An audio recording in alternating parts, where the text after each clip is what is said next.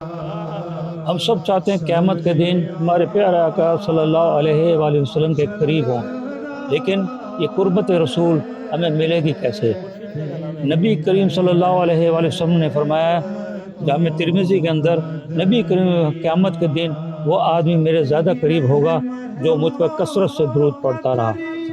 یعنی قربت رسول کسی نام، کسی کام، کسی دعوے سے، کسی عہدے سے نہیں ملتا، بلکہ درود سے ہے۔